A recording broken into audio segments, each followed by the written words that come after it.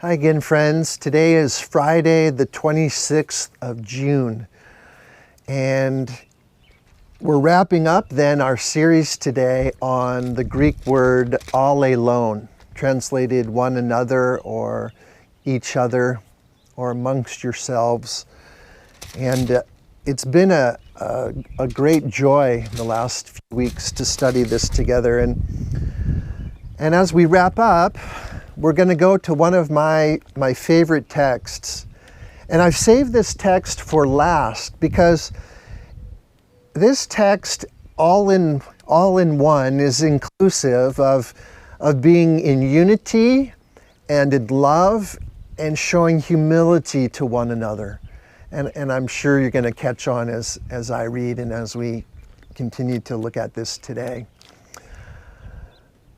But in conclusion then, on this last day, I want to impress upon us that this is not the end, but the beginning.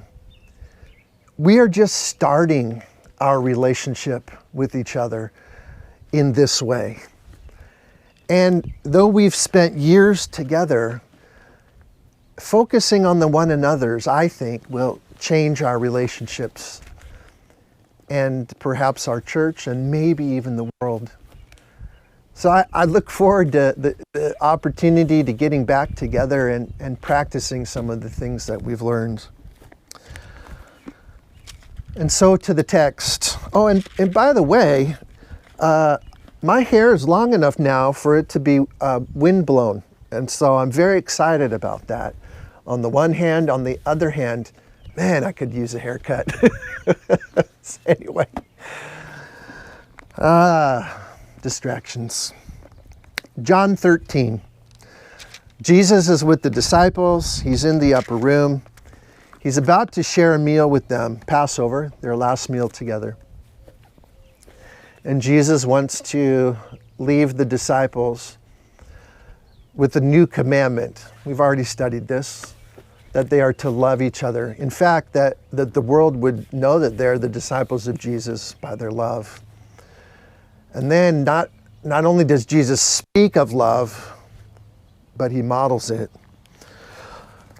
In chapter 13, Jesus bends down, takes a towel, removes the sandal of each disciple's foot, and washes their feet.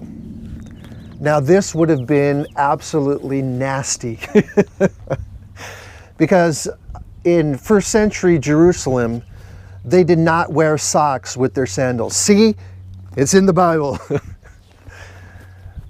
And so their feet would be terribly dirty. No paved roads, no asphalt. And so as they sit down, and they wouldn't sit at a chair, they would relax or lounge there at the table. Jesus washes the feet of his disciples. They are shocked, even appalled. Peter says, "Lord, what are you doing here, man?" I'm paraphrasing. Says, "You shouldn't wash my feet. I should be the one washing your feet." But Jesus demonstrates true humility and true love and true unity.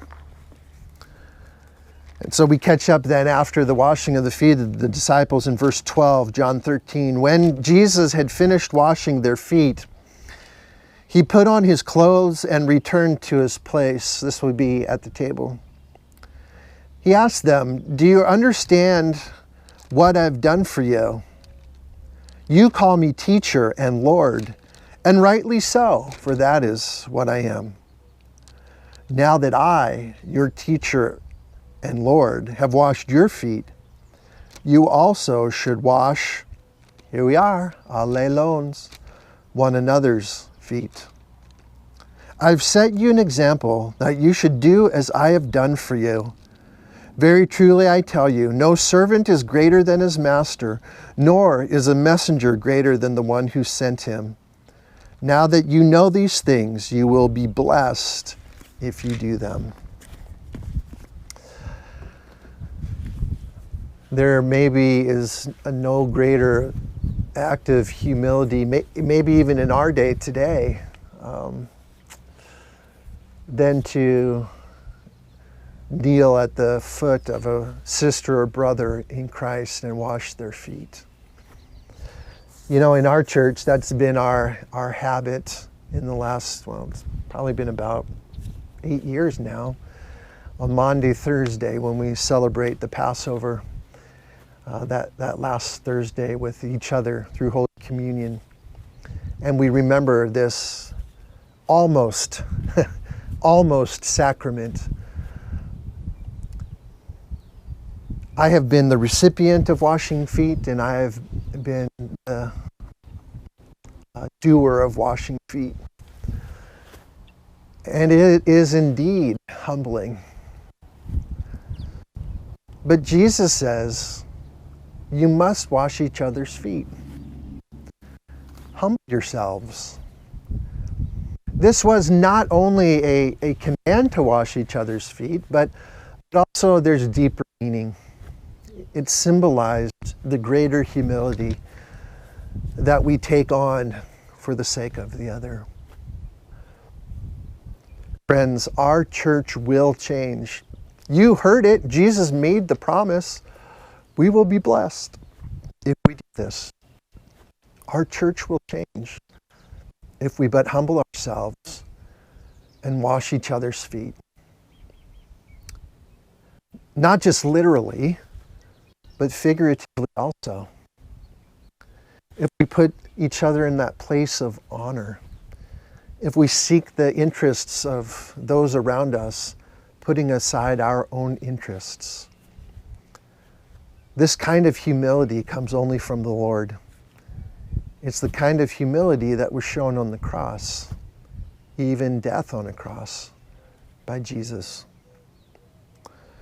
May we, with God's strength and help, humble ourselves to the point of unity and love of one another. Amen. We're grateful for the one another's in Scripture. We're grateful, Jesus, for your model, your example.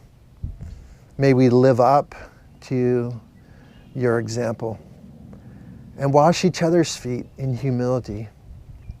God, we pray you would change us individually and that you would change our church corporately, that we would be united through Christ Jesus, that we would love one another, evidencing we are truly your disciples, that we would humble ourselves and serve one another in love. God, we give ourselves to you. Change our church and the world around us. In Jesus' name we pray. Amen. Great being with you. We now celebrate our weekend, and I'm looking forward to being with you on Sunday at 10 a.m. for worship, and that's such a blessed time. Listen, church family, friends, I love you, and I don't do this perfectly, but I'm committing myself to you, entering into a covenant relationship to say, I'm going to do my best to live in humility and in love and in unity with each of you. What a gift it is.